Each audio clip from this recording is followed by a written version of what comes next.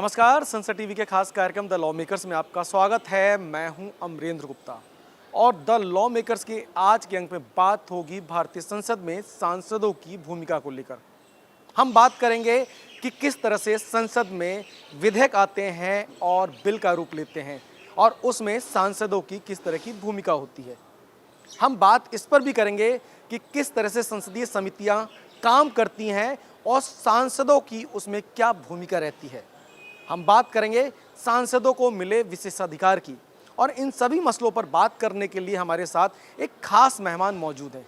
हमारे साथ लोकसभा की वरिष्ठ सांसद और भरतपुर संसदीय क्षेत्र से सांसद रंजीता कोली जी हैं। मैम, संसद टीवी पर आपका बहुत बहुत स्वागत है। Thank you. मैम, जैसा कि कार्यक्रम का नाम है the law makers, law makers यानी कि वो सांसद जो चुनकर संसद में आते हैं और न सिर्फ जनता की आकांक्षाओं को पूरा करने के लिए बल्कि कानून बनाने में भी उनकी एक बड़ी और महती भूमिका होती है। लेकिन उस सब मुद्दों पे आऊँगा तो सबसे पहले अगर मैं जानना चाहूँ कि क्योंकि आपका जो बैकग्राउंड है वो जनसंघ का है, आपके पिता भी सांसद रहे हैं, किस तरह का आपका बैकग्राउंड है और आप राजनीति में कैसे आए? मेरे स्वर्गीय ससुर जी गंगाराम जी जनसंघ के कार्यकर्ता रहे थे और उन्होंने जिस तरीके से जनता के बीच में रह कर के कार्य करे थे, जनता की आवाज़ को उठाया था और जनता के सुख दुख में वो साथ रहे थे। गंगाराम जी के नाम से ही वहाँ भरतपुर की जनता रूबरू होकर के बहुत खुश रहती है। उसी प्रकार से मैं कहना चाहती हूँ कि मेरा एक साधारण ही परिवार था। मैं किसान परिवार से आती हूँ और मैं किसान की बेटी हूँ और किसान की ही बहू बनकर के घर में गई थी। तो मैं सिर्फ इतना ही कहना चाहती हूँ, एक साधारण परिवार के तहत मेरे स्वर्गीय ससुर जी गंगाराम जी 3 बार के सांसद रहे थे और 3 बार के सांसद रहने के बाद आज देखिए कि जनता उनका नाम से ही परिचित है और उन्हीं के अपेक्षा, उन्हीं की नक्शे कदम पर चल कर के मैंने भी राजनीति में कदम रखा था। यानी कि आपके पिताजी 3 बार के भरतपुर लोकसभा, जो कि बहुत महत्वपूर्ण लोकसभा सीट है, वहाँ से सांसद रहे और रंजीता कोली जी पहली बार उसी लोकसभा सीट से चुनकर आती हैं।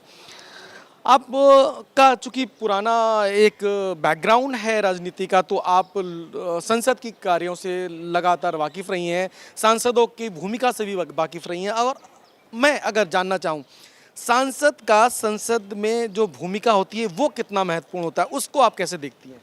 जनता हमको चुनकर के इस संसद में भेजती है और जनता की अपेक्षा रहती है कि उनकी आवाज़ को उठाना और उनके बहुत से मुद्दे होते हैं, पानी से लेकर बहुत सी चीज़ें किसान का।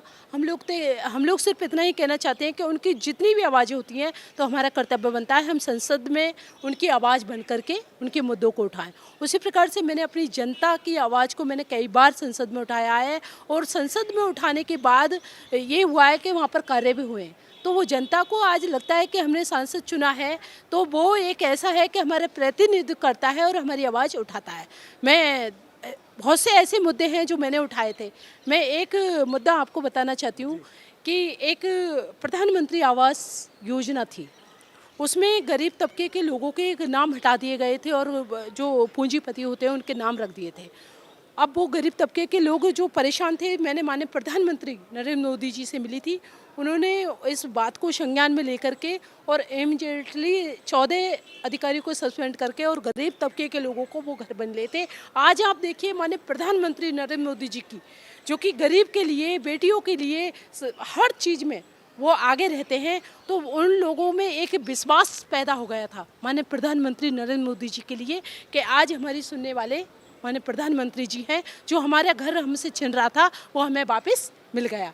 इस तरीके से बहुत से मुद्दे हैं जो मैंने कई बार गृह मंत्री जी की संज्ञान में भी डाले हैं और उन्होंने भी संज्ञान में लेकर के जो कार्य करे हैं। आज मेरी जनता, भरतपुर की जनता बार बार धन्यवाद देती है माननीय प्रधानमंत्री नरेंद्र मोदी जी को, माननीय गृह मंत्री जी को, कि जिस तरीके से कार्य हो रहे हैं आज मैं भी बहुत धन्यवाद देती हूँ। मैडम, जिस तरह से आपने बात की कि आपने कई सारे मुद्दों को आवाज़ दी और कई सारे जनता की आकांक्षाओं को पूरा करने का प्रयास किया, और लोकतांत्रिक व्यवस्था में अगर बात करें तो इन सभी के लिए कुछ पहर निर्धारित हैं, जैसे क्वेश्चन आवर सवाल पूछने के लिए, जिसमें आप अपने संसदीय क्षेत्र से जुड़ा सवाल पूछते हैं और माननीय मंत्री जवाब देते हैं।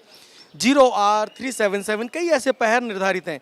तो कितना इम्पोर्टेंट पहर समझती हैं संसदीय परंपरा में, और इन पहरों में इसके अलावा और कौन से बड़े मुद्दे जिस पर आपकी आवाज़ मुखर रही संसद में? आज हम लोग कह सकते हैं कि जिस तरीके से हम 0 आवर्स में उठाते हैं, 377 में उठाते हैं, हर मुद्दा इम्पोर्टेंट है, क्योंकि हर मुद्दे जनता की आवाज़ होती है और जनता तक आज आप देखो डिजिटल इतना हो गया, आज हम संसद में खड़े होकर के बोले 1 मिनट भी नहीं लगता।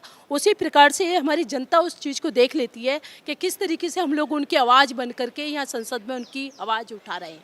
और आज आप देखिए कि हम लोग ऊपर जो हमारे मान्य बैठे हुए हैं वो भी उस चीज़ को संज्ञान में लेकर के उस चीज़ को करने का पूरा ध्यान में रखते हैं। तो जनता को यही चाहिए, क्योंकि जनता सिर्फ काम को देखती है, प्रतिनिधि वो जो करता है उसी को चुन करके यहाँ पर भेजती है। और हम बहुत सौभाग्यशाली हैं कि एक छोटी सी कार्यकर्ता होने के नाते मुझे इतना बड़ा दायित्व दिया है। मैं बार बार माननीय प्रधानमंत्री जी को, माननीय गृह मंत्री जी को धन्यवाद देती हूँ कि एक छोटी सी कार्यकर्ता को मुझे चुन करके जनता ने भेजा और यहाँ पर मैं आवाज़ उठाने का काम कर रही हूँ। और जनप्रतिनिधि का कार्य भी यही होता है कि जनता जिस विश्वास और जितनी आकांक्षाओं के साथ जब उनका प्रतिनिधि चुन के आता है तो उनकी उम्मीदों पर खरा उतरे, इसके लिए वो लगातार कार्य करे।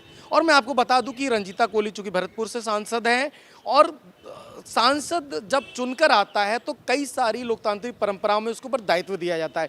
उसमें एक अहम दायित्व होता है पार्लियामेंट कमेटी से जोड़कर काम करना। और रंजीता कोहली जी जो है सामाजिक अधिकारिता और न्याय मंत्रालय की जो कमेटी है उसकी सदस्य हैं।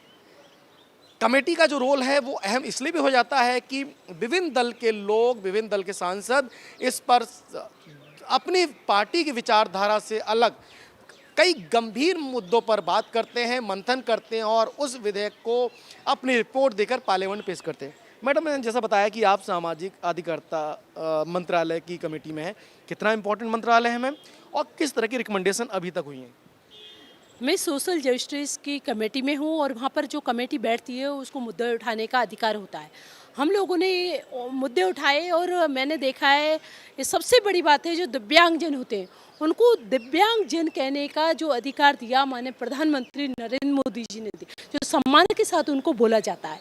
जब मेरे भरतपुर ज़िले में दिव्यांगजन मेरे पास आकर के मिले और उनको एक समस्या थी हर तरीके की, जैसे हम कह सकते हैं कान की सुनने की मशीन हो या चलने का रिक्शा हो या कोई भी स्कूटी हो, उस तरीके का मैंने एक मुद्दा उठाया था कमेटी में।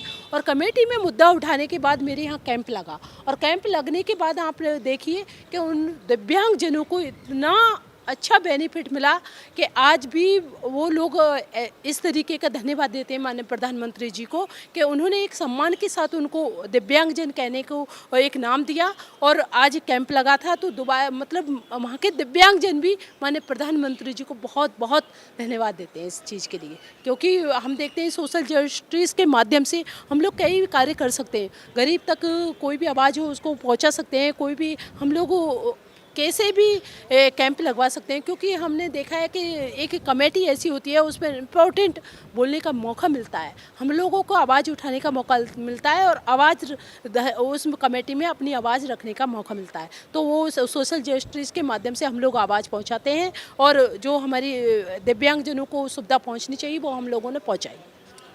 अच्छा, इसके बाद अगर मैं बात करूं और समझना चाहूं भरतपुर लोकसभा सीट को, कितनी इम्पोर्टेंट सीट है, कितनी विधानसभाएं हैं और जब से आप सांसद बनी लगभग 5 साल का कार्यकाल होने वाला है, कितना विकास हुआ और कितना बाकी है?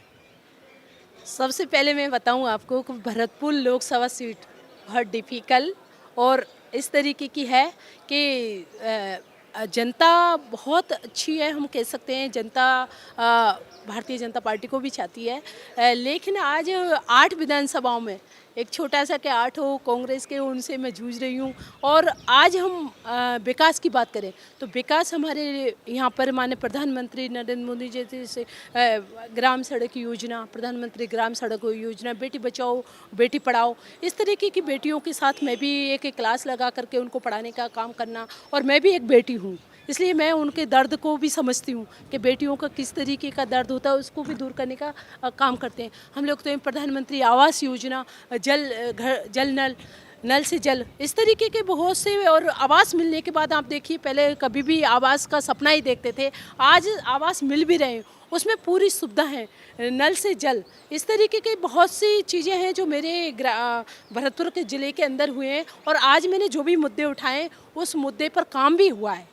तो मैं कह सकती हूँ कि हमारी जो भारतीय जनता पार्टी है वो ज़मीनी लेवल से है, और ज़मीनी लेवल पे रह करके हम लोग सब एक छोटे छोटे कार्य करते हैं, और हम लोग जनता के बीच में रह कर के काम करते हैं। जनता की जो आवाज़ होती है उसको यहाँ संसद में उठाने का काम करते हैं, उनके दुख सुख में हम लोग वहाँ पर साथ में खड़े रहते हैं। बड़ी बात कही रंजीता कोहली जी ने। उन्होंने कहा कि हम जनता के बीच में रह के काम करते हैं और जनता के सुख दुख से जुड़े हर मसलों पर उनकी आवाज़ बनने का प्रयास करते हैं। और जैसा आपने बताया कि जिस तरह से मोदी सरकार की हर योजना, चाहे बेटी बचाओ बेटी पढ़ाओ हो, चाहे हर घर नल योजना हो, प्रधानमंत्री आवास योजना हो, विद्युत के लिए सारी योजना हो, वो योजनाओं को ज़मीनी स्तर पर यानी कि अंतिम पायदान तक पहुंचाने का जो कार्य है लोकसभा सांसद के तौर पर रंजीता कोहली कर रही हैं, और ये उनका मूल कर्तव्य भी है। मैम, अब आते हैं मोदी सरकार के इन 9 साल के कार्यकाल को। आप पहली बार सांसद चुनकर आई हैं, लगभग 5 साल का कार्यकाल देखा, लेकिन 14 से और 2019 के बीच में अगर बात करें तो काफ़ी क्रांतिकारी परिवर्तन इस सरकार के द्वारा किए गए। इसमें कई ऐसे अहम बिल जिसकी चर्चा मैं चाहूँगा आपसे करना, जिसमें ट्रिपल तलाक, आप बेटी हैं, एक ट्रिपल तलाक कानून बना, जीएसटी का एक अहम बिल जिसमें आधी रात को भारतीय संसद बैठ के उस बिल को पास किया। इसके अलावा जम्मू कश्मीर से जुड़े हुए बिल, और इसके अलावा कई अहम बिल इस सरकार ने दिए। कितने इंपॉर्टेंट बिल इस सरकार ने दिए, और आप किस बिल पर अपनी व्याख्या देना चाहते हैं? आप देखिए कि पहली सरकारों में, हम लोग कहना नहीं चाहते, लेकिन पहली सरकारों में सिर्फ एक नाम, आज हम लोग करेंगे कल करेंगे, लेकिन कभी भी वो काम नहीं हुए।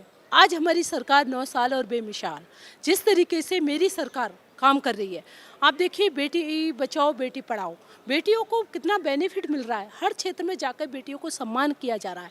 आज हम देखते हैं कि ट्रिपल तलाक पर आप देखिए कि जो मुस्लिम महिला हैं, मुस्लिम महिलाओं में उनसे ज़्यादा उनकी माएँ परेशान थी कि आज हमारी बेटी से कोई कारणवश कुछ हो ना जाए, और हमारी बेटी को तीन बार तलाक कह कर घर बैठा दिया जाता है।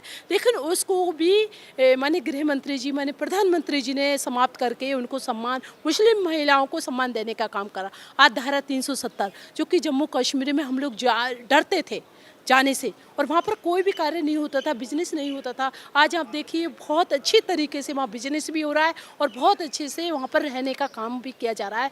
धारा 370 जो कि सोच भी नहीं सकते, एक झटके में धारा 370 को हटाने का काम किया। मैं धन्यवाद देती हूँ माननीय प्रधानमंत्री नरेंद्र मोदी जी को, माननीय गृह मंत्री जी को, इतने अच्छे बिल ला करके आज 9 साल के कार्यकाल को आप उठा कर देख लीजिए, और आप पिछले जो इन्होंने 70 साल जो राज किया था, जो मनमानी करी थी, उस काल को भी आप उठा करके देख लीजिए। हमारे जितने भी बिल पास हुए सब जनता के हित में पास हुए, जनता को ध्यान में रख के पास हुए, और ऐसे बिलों को हम लोग एक सम्मान रूप से देखते हैं कि इस तरीके के बिलों को पास कर करके माननीय प्रधानमंत्री जी ने जो छवि जनता के बीच में बनाई है, पूरे देश में आप देखिए कि माननीय प्रधानमंत्री जी की जो बच्चा उनकी जयकारा लगाता है, उनकी जो छवि है बहुत अच्छी तरीके से उन्होंने जनता के बीच में रह कर के काम करे, और वैसे ही हम लोग एक छोटे कार्यकर्ता होने के नाते हम भी जनता के बीच में रह कर के काम करते हैं। आप देखिए कि 9 साल के कार्यकाल को आप उठाइए, तो उसको भी आप देखेंगे और उसको तराजू में तोलिए